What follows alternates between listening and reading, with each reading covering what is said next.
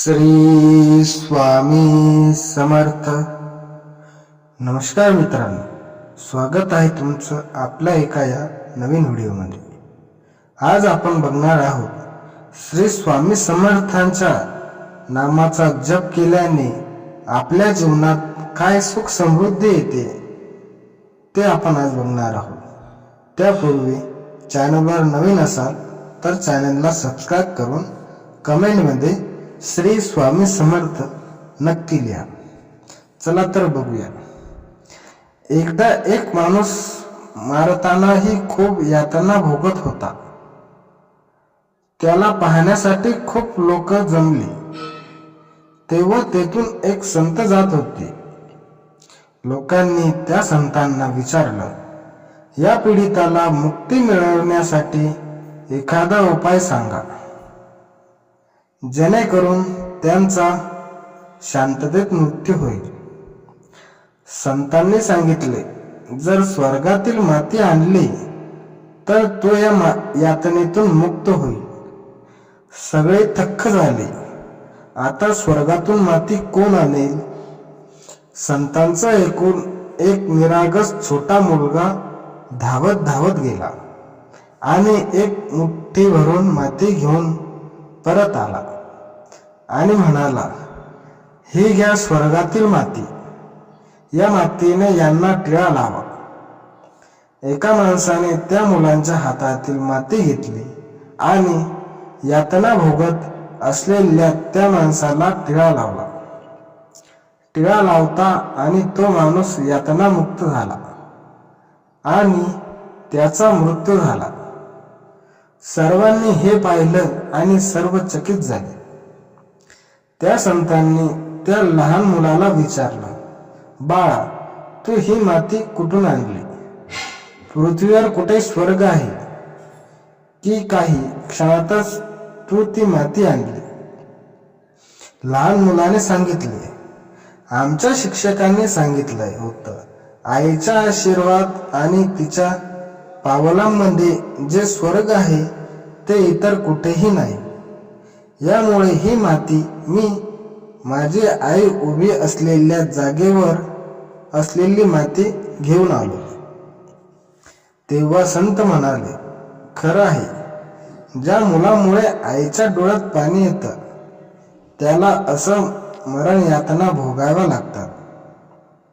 यामुळे तुम्ही कितीही यश मिळवा, पैसा जमवा, आकाशाला गवसणी घाला, पण आई आनंदी नसेल तर भगवंताला देखील तुम्ही निराश कराल. कुठलाही दान धर्म केल्यानंतरच मिळणारं फळ तुम्हाला मिळणार नाही. बोध. वैराग्य वाचून सारा परमार्थ लटला आहे. पक्ष्यांची पिले त्यांच्या पंखाखाली वाढवतात, त्याचप्रमाणे घरातल्या माणसांनाही आपण प्रेमाच्या आश्चर्यात ठेवावे.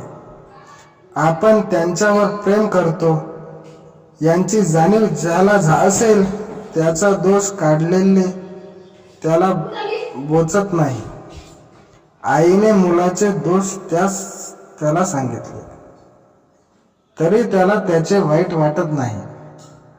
रोगाच्या अंगातला ताप निघाला की त्याला शक्तीचे औषध लागू पडते, कारण शक्ती येणे हे स्वाभाविक आहे. त्याचप्रमाणे अंतःकरण शुद्ध झाले की परमार्थ सोपा बनतो. परमार्थात मनाचे कष्ट आहेत, कारण आपल्याला मनाच्या आजपर्यंतच्या सवयीच्या उलट जायचे आहे आणि म्हणूनच परमार्थाला अगदी स्वतःपासून सुरुवात करायची असते. आतमध्ये भगवंताच्या अनुसंधान ठेवून बाहेरून वृत्ती आवरणाचा जो प्रयत्न करील त्याला परमार्थाचा अनुभव लवकर होईल. मन जरा भगवंतापासून बाजूला झाले की इतर विषयाने त्याच्यावर घाला घाललाच म्हणून समजावे. साधनाकाने रात्रंदिवस अगदी डोळ्यात तेल घालून जप केला पाहिजे. म्हणून परमार्थ म्हणजे अखंड सावधानता होय. प्रपंच आणि परमार्थ वेगळा नाही. प्रपंच अनासक्तीने आणि आनंदाने करणे हाच परमार्थ. परमार्थाच्या आड काय येते? धन, सुख, दारा वगैरे आड येत नाही, तर त्यांच्यावरचे जे ममत्व ते आड येते. वस्तूवर आसक्ती न ठेवणे हे वैराग्य आहे. ही वस्तू नसणे हे वैराग्य नव्हे. एखाद्याला बायको नसली म्हणजे तो विरक्त आणि असली तर आसक्त असे म्हणता येणार नाही. बायको असून लप्पट नसले तो विरक्त. ते परमात्म्यानेच दिले आहे आणि ते त्यांचे आहे असे मानून आनंदाने राहणे हे वैराग्य होय. या भगवानाते राहून जो इंद्रियांच्या नादी लागत नाही तो वैराग्य वाचून सारा परमार्थ लटका आहे. कोणतीही गोष्ट अभ्यासाचे साध्य होत असते. आज खरी भक्ती नाही म्हणून भगवंताचे स्मरण नाही आणि भगवंताचे स्मरण ठेवण्याचा अभ्यास केल्याशिवाय खरी भक्ती येत नाही. शहाण्या माणसानेच उगीच विकल्प न लढविता भगवंताचे स्मरण ठेवायला आरंभ करावा. ज्या ठिकाणी आपल्या ओळखीचे कुणी नाही, आपले आप्त कुणी नाही, जिथे आपल्याला कुणी मान देत नाही, अशा ठिकाणी राहून अनुसंधानाचा अभ्यास करावा. जिथे कोणी आपल्याला ओळखीचे नाही असे स्थान आपल्या अभ्यासाला चांगले असते. आपल्या यातना करायच्या असतील, आपल्या मनातील घालमेल दूर करायचे असतील, तर समाधानी राहायचं असेल तर मनावर ताबा मिळवण्यासाठी या तारक मंत्राचे पठण करूया.